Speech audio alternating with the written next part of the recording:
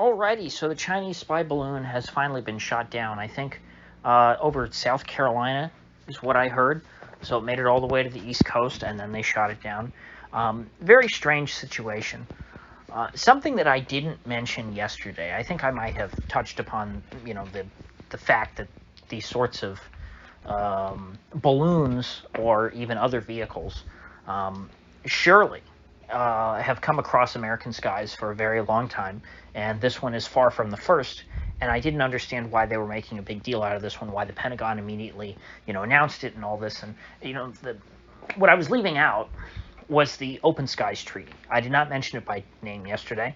I vaguely remembered the U.S. pulling out of Open Skies at some point, but I didn't know the date off the top of my head. So overnight, I looked that up, and turns out it was quite recently. It was late November of 2020. So when Trump was a lame duck, he decided to pull out of the Open Skies Treaty. I'm not exactly sure what the rationale is. I mean, my gut instinct is that that's a bad move, because, what was the first thing that happened? Russia said, well, then we're pulling out too. What's the whole point? Because Open Skies was set up so that the Americans and the Soviets could fly over each other's countries, and, it was kind of like hey, nobody's got anything to hide. That was the point of Open Skies. The other country, the U.S. could see where all the Soviet missile silos are, assuming that they weren't hidden well enough. And the same thing with the Soviets, and so both sides knew that whatever they were doing on the ground, the other would be able to look down at them from the sky and see what's going on. And so it gave, a little better sense of security. It was better communication. And so, generally speaking, Open Skies Treaty, great idea. I'm glad it was implemented. Very disappointed that the U.S. pulled out of it. And so during the Open Skies Treaty, this balloon that went over would not have been news, because these sorts of things would have been going over all the time. You would have had Russian balloons, I'm sure, too, or drones or something like that. Planes, everyone remembers the famous, what was it? There was a U-2 spy plane in the 50s. It was an American plane that was spying on Russia, on their, flying over the whole of the Soviet Union, and it was shot down, and the pilot was captured and essentially held for ransom. It was very embarrassing for the United States, and that was one of the big motivations for the Open Skies Treaty, so that, you wouldn't have embarrassing situations like that anymore. But if you're going to pull out of the Open Skies Treaty, obviously the implication is then that you're going to shoot down any sort of flight like this, which is why I didn't understand why they didn't shoot it down immediately. Now, the defense that they're giving, this is a weird spin. They're saying, well, there were 3 Chinese spy balloons that went over America during the Trump administration, and that's what first made me really think, gee, I really need to check when Open Skies ended. And it was literally the end of the Trump administration. So, yes, for 4 years under Trump, these things would have been going on without incident, and nobody would have, and then there are disingenuous Trump supporters saying, oh, this is fake news because, look, Mark Esper, who was, I think, wasn't he like the CEO of Boeing or something before he was Trump's defense secretary? Anyway, he's a military-industrial complex hack, and he says, well, I was defense secretary, and nobody ever told me anything about a Chinese spy balloon flying over the country, and all these Trump administration officials saying, yeah, nobody told us about it. It's like, well, no, you wouldn't get told about it. It wouldn't be anything that anybody would, worry about, because it would have been happening all the time. The Russians would have been doing it. Any country that was a part of the Open Skies Treaty, that's the way it was written. They could all fly over each other's countries whenever they wanted, assuming that they didn't stop. It doesn't give them permission to land in their country, but they're allowed to fly over it and look at what's going on the ground. And so I would be surprised if it didn't happen more than 3 times. Now, maybe China only did it 3 times while Trump was president, but yes, I'm sure that it happened. And both sides are being disingenuous, because the Biden folks are trying to act like, oh, well, see, Trump didn't do anything about it when this happened when he was president. Biden actually, he made the tough call. He shot down the balloon, as if shooting down a balloon is a tough call. As much as I wish that the U.S. was still in the Open Skies Treaty, if you're going to pull out of the Open Skies Treaty, you have to make good on that by taking this thing out immediately and not just. I mean, it's very strange. I still think that my base case from yesterday about this being a way of trying to hype up like a future U.S.-China war is probably still the most accurate. And that would explain why they would wait all the way until it got to the East Coast to shoot it down. Because they want to shoot it down and be tough and show it off as a trophy and say, look, look at this Chinese balloon that they tried to fly over our country. After, letting it fly over the whole country and making everyone think and looking up at the sky and going, oh my gosh, are the Chinese watching me now? It's so scary, as if this hasn't been the status quo for like 60 years prior to the end of this treaty. And actually, let me double check to make sure that China was or still is a part of Open Skies, to where this would have been legitimate to begin with. Because, I mean, this does go back to Eisenhower, but as we all know, at the time, Mao's China was pretty much cut off from the rest of the world. It wasn't until Nixon so-called opened China, not really in the same vein as Commodore Perry, but had the same effect. Anyway, I can't find a specific thing at the moment. I'll double check, just, and I'll point it out tomorrow if I'm wrong. But I'm going to go forward assuming China's part of Open Skies. I found an article saying that, with China lashing out at America for pulling out of the Open Skies Treaty. So I would be surprised if China was not a part of Open Skies to begin with. They are a nuclear power. I feel like I would know it if China was not a part of the Open Skies Treaty. But it's interesting, there's some people trying to deny that this is a Chinese balloon at all, and saying, well, the whole thing is that, is a psyop, like I was saying, but saying that this was a balloon created by the Americans, and that they flew it all over the whole country, and they're blaming it on China to try and scare people. And while I do think that they are trying to scare people, China themselves has been, openly saying, yeah, it's our balloon. And Xi apparently is quite upset that it was shot down, and he's promising retaliation. Now, I don't know what kind of retaliation he's talking about, because since the U.S. is no longer part of Open Skies, the expectation would be that a surveillance balloon or drone or stealth plane or something like that would be shot down upon entering the U.S. because it doesn't have any legal right to fly in American airspace. Maybe what we're witnessing here is the start of the pivot away from Ukraine. Maybe we're going to see Ukraine de-emphasized moving forward, and we're going to hear more and more about China. And they're already ramping up the war for Taiwan. I hope that's not the case. Because if they pivot to Taiwan away from Ukraine, that's going to make the whole Ukraine war look quaint. I mean, it's like these people are bound and determined to bring about World War III by any means necessary. Whether that involves World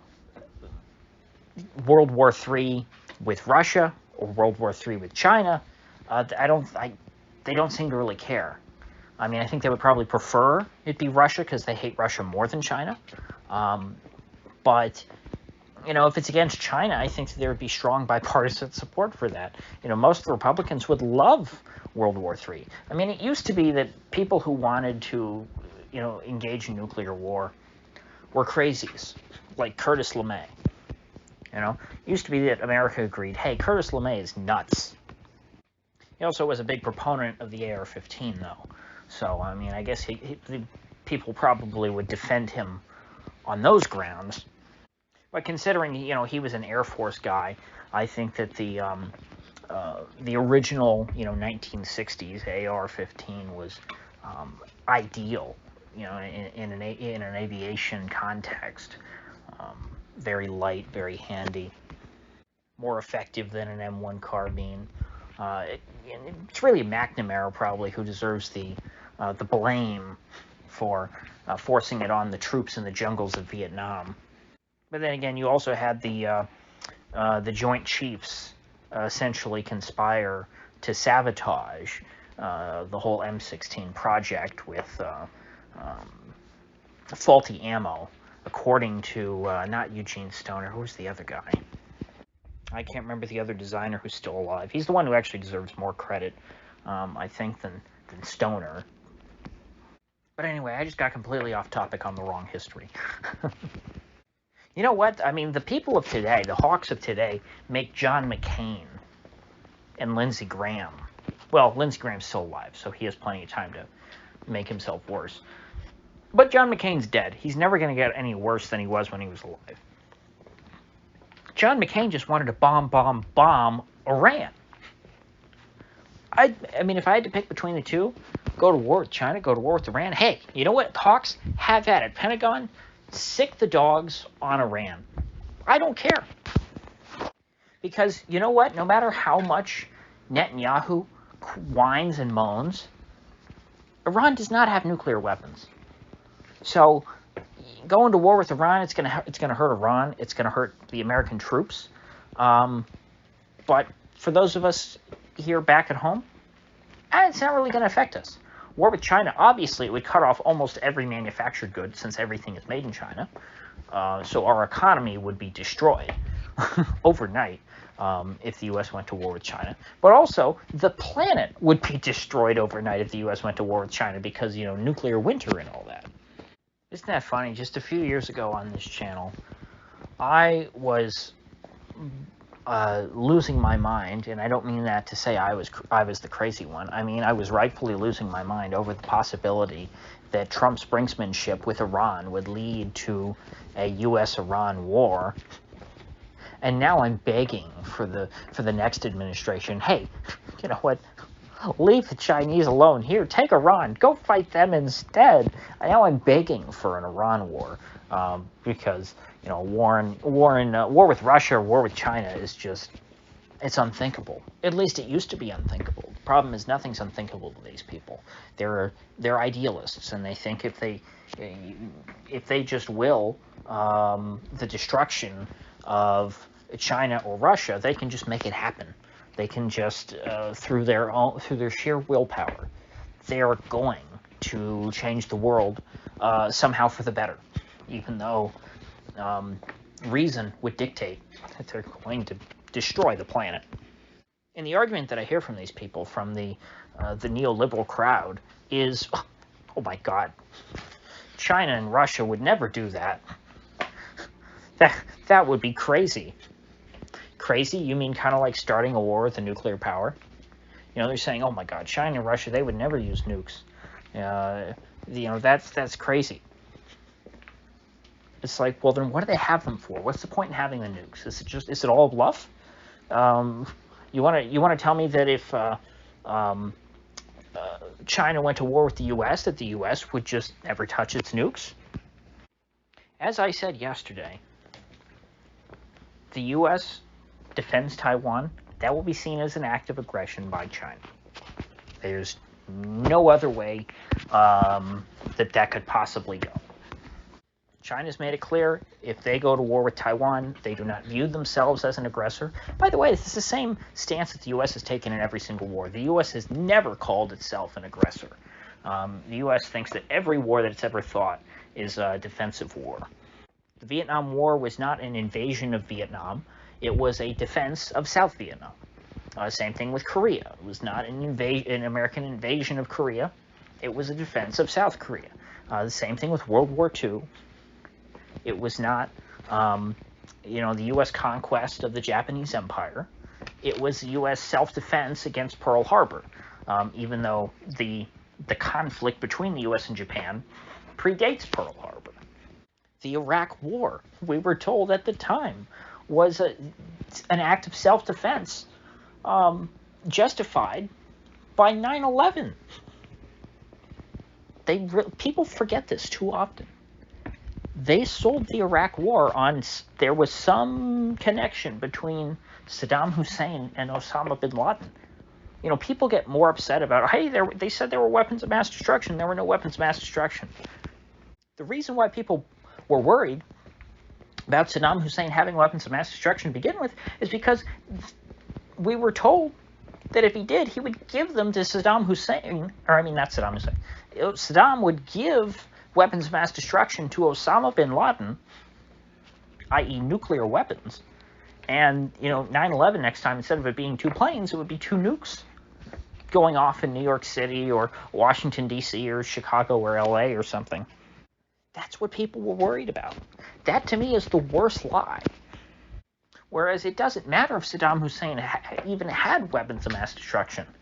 Because who else has weapons of mass destruction? The Russians and the Chinese. And everyone understands that that's not enough justification to invade Russia or China. So anyway, this country's heading over a cliff. I think that China made a mistake in sending this balloon over. They knew that the U.S. had pulled out of the Open Skies Treaty, but I guess they thought, hey, the worst thing that could happen is they just shoot it down. Instead, the U.S. decided, they made an active choice to let this balloon linger, and like an albatross, over the American people, making them afraid of China. For days, people were looking up and wondering, oh my gosh, is today the day that China, drops a nuke from that balloon? This was all an exercise in stoking fear, because they shot it down anyway. You can't make the case that they were too afraid to shoot it down, because they shot it down just as it was going to probably leave American airspace. They shot it down over South Carolina. They gave it as much time over land as it possibly could have. And all things considered, this is a minor footnote in history. But this could be the first step towards selling the American people on a war with China. So anyway, with that said, I will see you folks back here tomorrow.